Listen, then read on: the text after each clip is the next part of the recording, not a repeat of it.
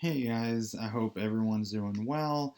It's Dr. Leith. I'm recording this for diagnosis, and today I'm going over neurodevelopmental and neurocognitive disorders. So let's jump right on in here. So, and this is going to be a hyphenated version of my PowerPoint that's on Blackboard. So, you guys don't have anything that isn't on here. There's probably a few less slides on what I'm going over. So let me back up just to show you. This is the one we're on. So we're going to start with neurodevelopmental. These are also, like last week, a lot of things that occur in childhood. And so some things to remember about working with children is that they have very limited self-understanding. It's much more difficult to communicate with them and to get information from them. They're very here and now oriented. Unrealistic thinking. So that magical thinking, the stuff that makes kids kids, right? And so ideas about death, how the world works, what's going to happen if they get in trouble, what happens if they do well. They are very dependent, as one might imagine kids to be, and they have lack of experience, right? They haven't been through a whole lot. So the distinguishing feature of these diagnoses is that it's focused on childhood and we're looking at development, right? That's the key word here. We're looking at the developmental milestones. So, what might those be? And I realize not everybody has probably taken human development yet, but we're looking at, has a child learned to walk, talk, sleep through the night, potty train, things like that? Are they making social relationships? Are they doing the same thing as their same age peers? And if they're not meeting those developmental milestones, what's going on? And it can unfortunately be a couple different things, but the good news is you guys are going to be equipped to work with all of those issues or at least be knowledgeable of them. Is there a delayed development, right? They're just kind of behind. Is it abnormal? Is it problematic? So with assessment with children is very difficult, mostly because there's a lot of competing information. But what we're looking at, have they met the developmental milestones? Communication, right? So like speech pathologists and speech therapists, they're looking at this age, the child should know this many words. They should be able to make uh, words with multiple syllables, things like that. Is there a language impairment, a lisp, a stutter, things like that? Can they make human relationships? What is their social interaction like? Is it always aggressive? Is it absent? Any abnormal motor movements, right? Are they rocking? Are they headbanging? Are they doing things like that? Hyperactivity and attentiveness, right? Which is ADHD. And are they doing anything unusual? Kind of like what we talked about last week, fire setting, cruelty to animals, and destructivity. So ADHD is a really big diagnosis, gets a lot of attention. It is often overdiagnosed, and we're lucky enough that we have a faculty member in our neighboring department, Ed Psych, who is an expert, and that's Dr. Sullivan here, and he is an expert with ADHD. So he's a great resource. So some myths that he has kind of come across, that if medication works, if you gave a child medication and they sort of calm down or they're able to focus more, then they must have had ADHD. Well, this is a myth. If you recall, in the early 2000s, and it's still a problem now, but especially in the early 2000s, the abuse of study drugs and prescription drugs for academics, right? If I were to start taking some of the ADHD medications, I would also hyper focus. That doesn't necessarily mean I have ADHD. That's what those medications do. That children will outgrow ADHD in teenage years, right? That it's just a child being a child and they're high energy. Well, there's high energy children, and then there's also hyperactive children. There's a difference, and we'll go over a little bit of that. Medication is always bad, right? Sometimes medication for any disorder is the best thing. And the best treatment outcomes still come from clients who are taking medication and also getting counseling. It doesn't always have to be forever. It's a case-by-case thing. It depends on the person's symptoms, the severity of the symptoms, the circumstance, all that good stuff. ADHD is caused by diet, right? That is just change it. No, we're talking about something that's there, and there might be a need for behavioral modification or medication. So the way ADHD sort of develops is in infancy and up to 3 years old. There's no good way of assessing if that child's going to have ADHD or if they have it. They're babies. They cry. They eat. They're fun to play with most of the time, but they're kids. There's no indication of ADHD at age. Preschool, we start seeing some of it. Now, this is the way to figure it out: is that are they doing things the same as their same aged peers? Is the child in question, or the child that you're working with, are they more active? They have more energy, and substantially so, than other children in the same age group? Do they daydream and check out more so than other kids in the same age group? So we're having to kind of compare. School age, we're starting to see more of the symptoms, and we're seeing them consistently. That's the other thing. Are the symptoms consistent, right? We don't want to overdiagnose, and we certainly don't want to overdiagnose a child. Inattention would continue through elementary school. We're seeing them check out, lots of daydreaming, just kind of vacant expression. This is not the same as being distracted and things like that. This is problematically so. Everybody daydreams, everybody kind of checks out, but this is happening so much, and the child is facing consequences, whether it be in school or out of school. They're getting in trouble. They don't like that, and despite their best effort, it's still happening. Same with the hyperactivity, and the hyperactivity is really heightened, right? This isn't a child who they just get up early and go to bed late. They're kind of a whirling dervish, right? And they're bouncing from here to there, going all over the place. In adolescence, the inattention, we tend to start attributing it's, they're teenagers, they're hormonal, they're in love, they're not in love, they're forgetful, they're all over the place. But again, compared to their same aged peers, to other teenagers, they would appear more forgetful, more inattentive, more absent-minded than the same age group. The hyperactivity sort of declines, but again, still higher than other peers. And in adulthood, the symptoms can persist, right? They usually do sort of taper down, but there are adults that have ADHD. Now, the big question is about adult onset ADHD. And the DSM is clear. It does list to diagnose an adult, they must have had the symptoms before age 12. And so that can be difficult. There may have been a child who had it, but for one reason or another was never diagnosed or misdiagnosed. Maybe they didn't have access to a counselor. Maybe that counselor was just very anti-diagnosing, and it could have been a case where someone could have benefited from the diagnosis.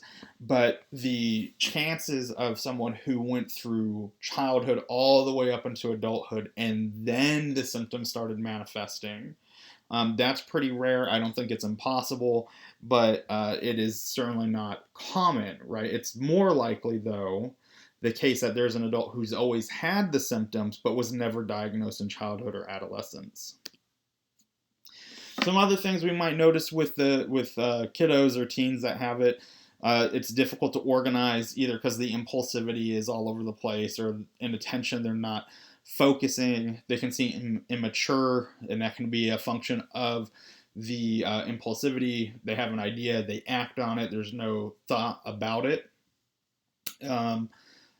Poor social skills, right? Well, it's difficult to get along with peers when your peers think you're not paying attention if you're inattentive, or because of that immaturity, it might push people away.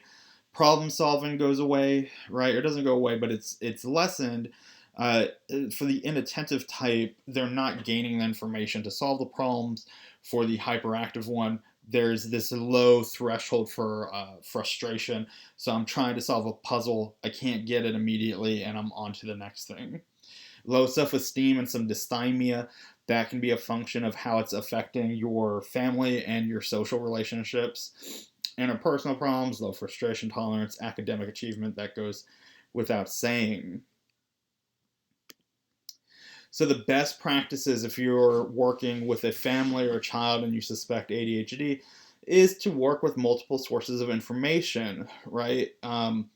We really want to make sure that we're not overdiagnosing.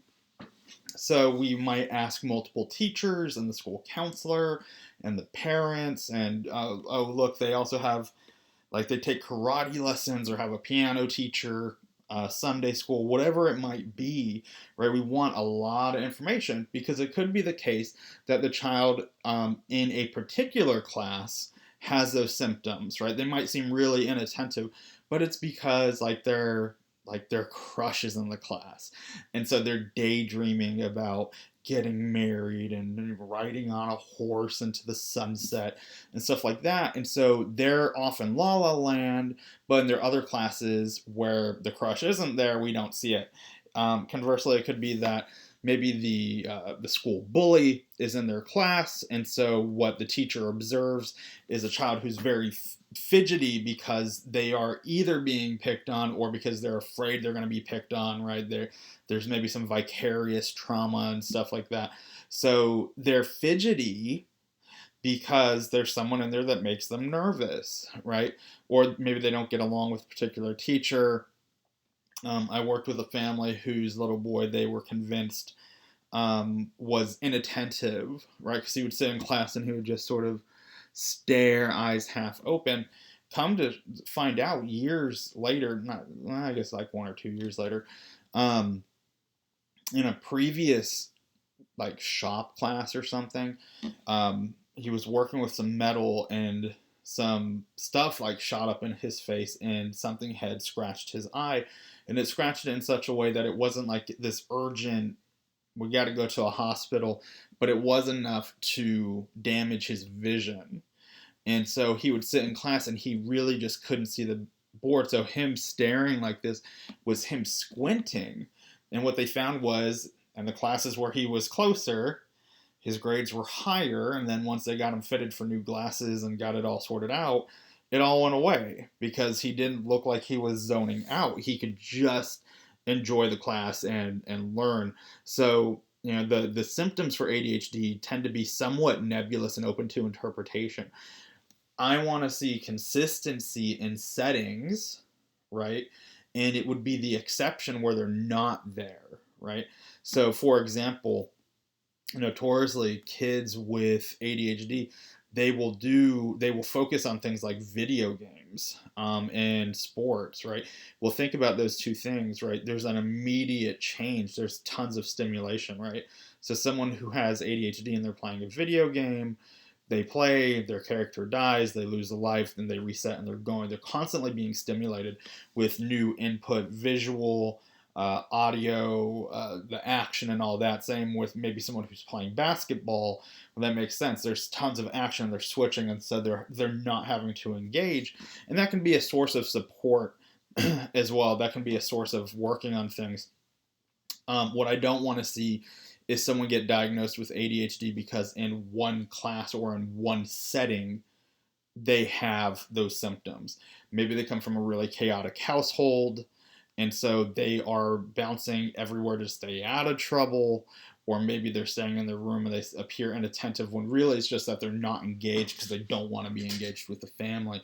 I want to see it across settings, right? Structured interviews, right? We have standardized questions and stuff, because if you ask things like, you know, does the child move around a lot? Well, what does move around mean? What does a lot mean, right? Comprehensive review of developmental history, testing, behavioral observation if possible, right? So school counselors, you might be involving teachers as well as the school's LSSPs. rating scales. But the point of this is we want a lot of information in a lot of different ways. That's the best way. It's not just because it's a best practice doesn't mean it's a practical practice, right? So it can be difficult, but we want to try and get as close to that as we can. And sometimes you will be able to. School counselors, you can pull that information, right? You can go talk to all those people. Community counselors, it's a little bit harder. There's more hoops you got to jump through, right? But we want to make sure we're not overdiagnosing, and we also don't want to not diagnose if the symptoms are there, because making the diagnosis might make the child eligible for services and things like that to help them succeed and to manage those symptoms. It's really important that we're ruling out any physical causes, other learning disabilities. A lot of these will sound like they're going to overlap. So I'm going to try my best to say here is the line between the two, making sure it's not situational, depression. Is it substance related? Is it medication, right?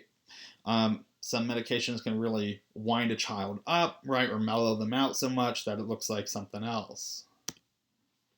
So let's switch gears to intellectual disability disorder. And this is what used to be called mental retardation. We now say intellectual functioning or intellectual disability disorder. I'm sorry. So for this, let's be really clear.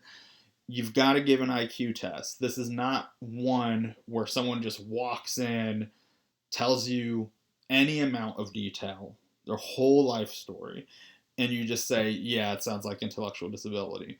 We've got to do a standardized intelligence test. And so that's something that we go over in the assessment course. But the broad strokes are an IQ test is very standardized, very rigorous. It's a very long test. And the cutoff score is 70, right? 70 and below, or below 70, we would say it qualifies for intellectual disability, right? Now, of course, you're making sure there's not some other issue. For example, I'm testing and I'm using an IQ test and it's in English and my student is not fluent in English. Well, yeah, their score is going to probably be lower if they can't understand the problem or understand the question. So we got to control all of that, right? Make sure it's age appropriate. But what is said is that 2 standard deviations below the mean. The mean for an IQ test is 100. There's a standard deviation of 15 points. I know this is a lot of detail. If you haven't taken assessment, now there's numbers and you're freaking out. That's how I felt. The cutoff score is 70. Below 70, we would say they qualify for intellectual disability. Now, what about someone who scores at 71 or 72, 75, right? Well, they're also struggling, but they don't qualify for intellectual disability. And that's where we say they have borderline intellectual functioning, because we want to get them some help. Just because they just barely got it over doesn't mean that they're not wanting some extra help. Now, with intellectual disability, it's specified. Remember how I talked about specifiers and the DSM not always being consistent? We have mild, moderate, severe, and profound, right? So mild is someone who could live on their own, they could take care of themselves, and then it scales up in intensity with the more someone else has to care for them, with profound being they need constant care, right?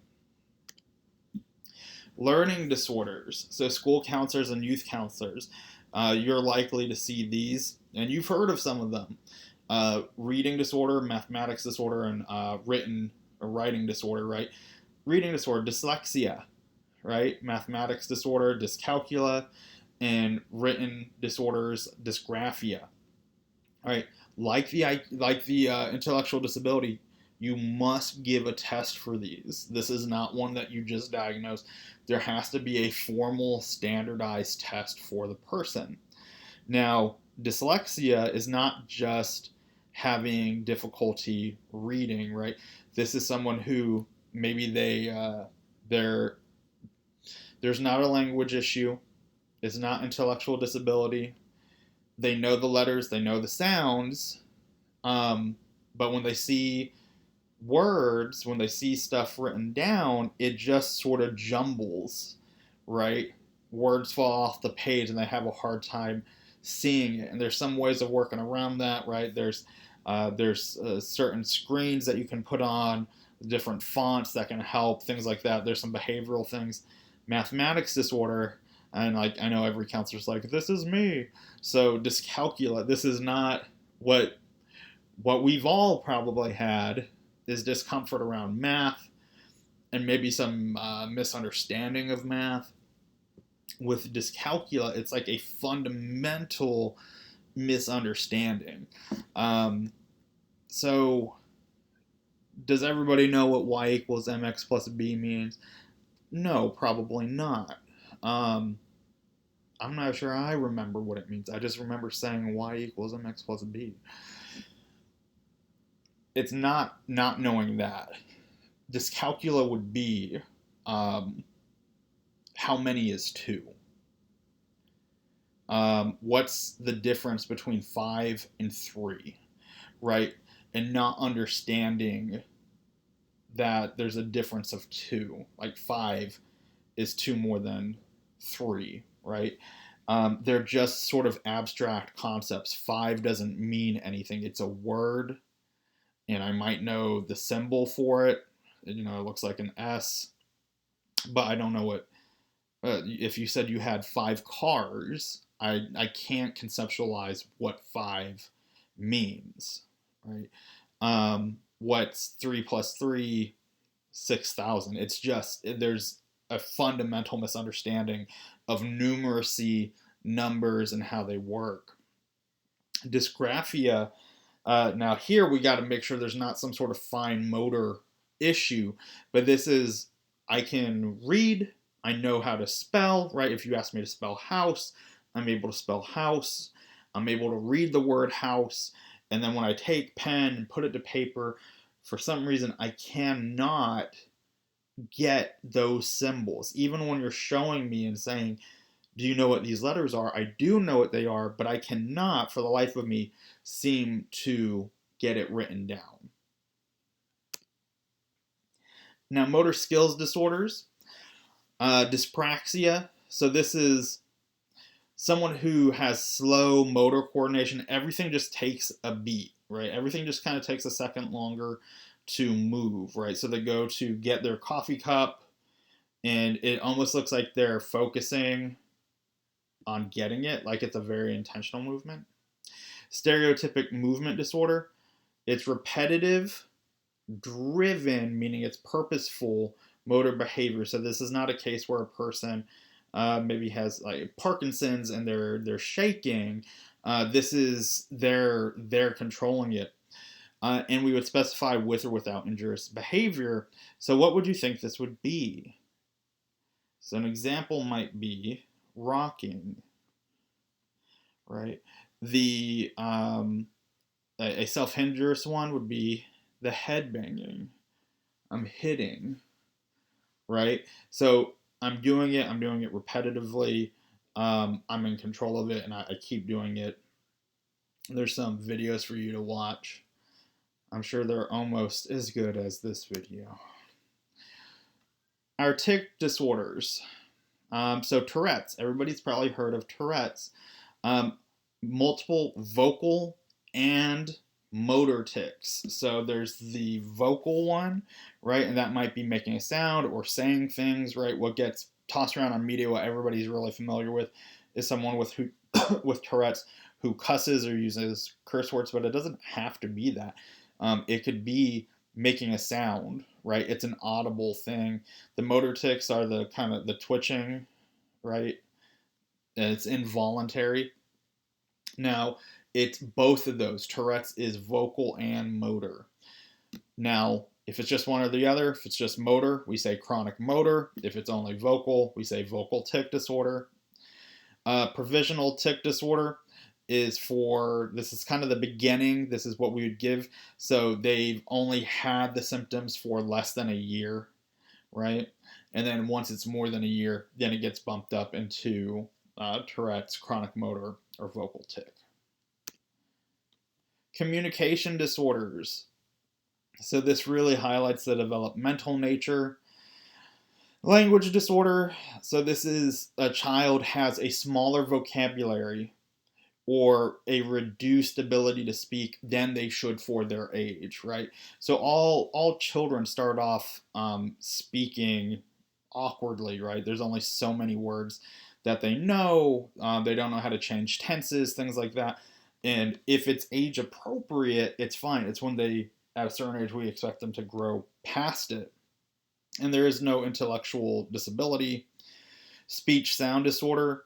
So this is they know how to talk and they lack the ability to do it. There's nothing wrong vocally or mechanically with the vocal cords or diaphragm or anything like that.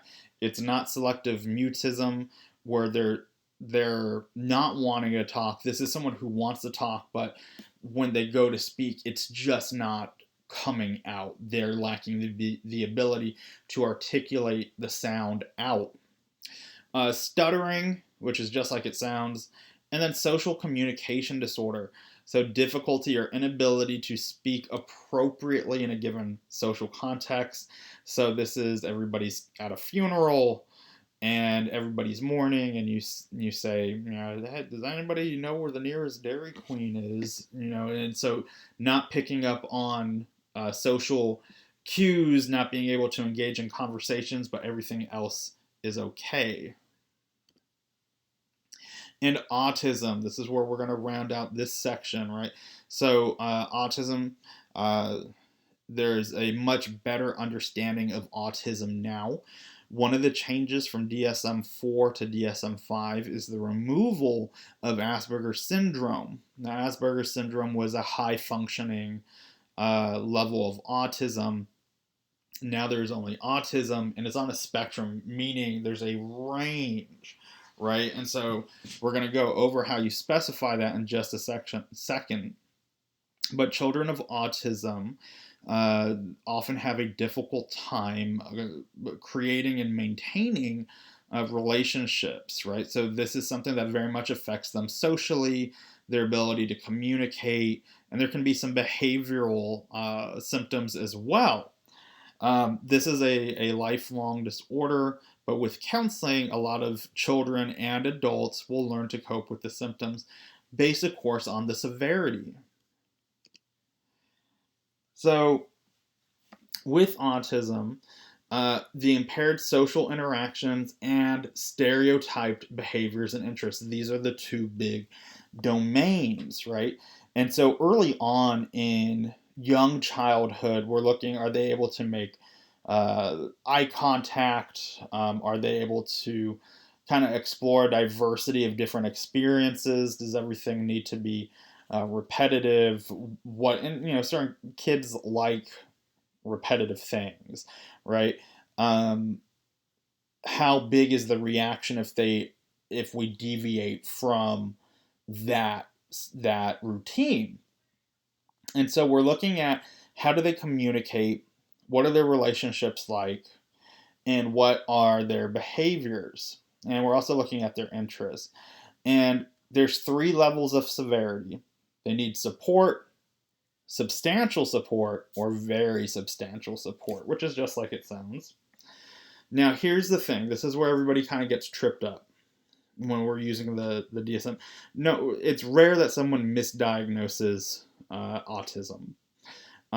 Yes, there are families who don't have access to a counselor, um, but it's rare where someone works with someone and, you know, it's autism and the counselor misses that. Where people mess up is with the severity when you're having to diagnose. You have to specify severity twice. You have to specify severity for communication, and you have to specify severity for behavior, right? So they might communicate very well, right? And I say that with their social communication, they need some support, but for their behavior, they need very substantial support because maybe they have a driven behavior such as rocking, right? or they might both need very substantial support. But these interest levels, those 3 levels of severity, they don't have to be the same for both domains. So every time you give an autism diagnosis, you'll say autism spectrum disorder requiring support for social communication and substantial support for behavior, or whatever it might be, but you're always going to say autism spectrum disorder requiring some amount of support for communication and some amount of support for behavior. And then we would specify, does this also have intellectual disability? Is there a language impairment? Is there another disorder? Is there catatonia? Very much a need for help with autism. And we're also learning a lot about applied behavior analysis and the benefits that it has for children of autism. Now we're going to pivot into neurocognitive disorders. Look at that graphic. So there's really only 3 here. There's just multiple sources up for the 3. First one we'll talk about is delirium. So someone has a fluctuating state of awareness, right? So the ingredients here is the client has trouble shifting or focusing attention, right? They can't seem to stay on one thing, and there is some deficit in memory, orientation, or language. So I can't focus, I can't remember something, or I don't know where I'm at, and the symptoms are not better explained by dementia. So we're talking delirium. The other word is delirious, right? What causes delirium? Well, lots of things, right? It could be a head injury, it could be substance use, it could be starvation, dehydration, an illness, substances, all sorts of things, right? But we would expect it to be probably temporary, right? And this person, most likely, if there's a problem, is going to go to an emergency room or a hospital. But again, trouble focusing, a deficit in memory, language, or orientation. I don't know who I am, where I am, when it is, or what I'm doing. And symptoms are not explained by dementia. Because with dementia, we have a lot of the same stuff. So when you hear the term neurocognitive disorder, we are referring to dementia. And those terms can be used interchangeably. So whenever you hear neurocognitive disorder or neurocognitive illness, it's referring to dementia. So with dementia, this is really important, is that there's a loss, which means that the person at some point had a previous level of functioning and then it decreased. Someone who's always had a low level, such as someone maybe with intellectual disability, is not considered to be dementia, right? The dementia becomes active, or the diagnosis becomes eligible, I should say, when there's a previous level that goes down, right? So someone who's always had a hard time focusing, always had a hard time remembering, that's how they are, and it's probably encapsulated in a different diagnosis. But someone who's not had that, they've been fully functional or high functioning, and now it's decreasing, then we're looking at dementia. We would also expect there to be a certain level of some type of amnesia, whether it's the lack of past memories, the ability to build new memories, things like that. So there would be a longer, more severe deficit of memory. The ability to focus is not necessarily prominent, but it is there. And a lot of times with dementia, there's central nervous system problems, right? And that's what a lot of this section is in the DSM, is different. Is it due to Lewy antibodies? Is it due to HIV? Is it due to Alzheimer's? Right? And we can slow it down, but we can't always reverse it. And that's very difficult.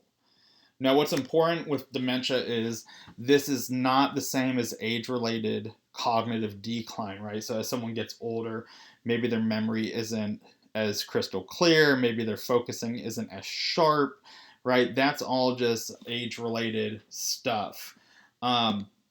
And although it might be frustrating and embarrassing for clients and stuff like that, that's still not the same as dementia. Now, the other thing that you probably saw is that there's major and mild. Mild means the person has those symptoms, has the diagnosis, they have neurocognitive disorder, but by and large, they're still able to take care of themselves. Major implies that they need someone else to take care of them. That's it for this week. I hope everyone's well. I miss seeing everybody. If there's anything I can do, please let me know. Thanks for your patience and support. Keep taking care of yourselves, and I'll talk to you again soon. Bye.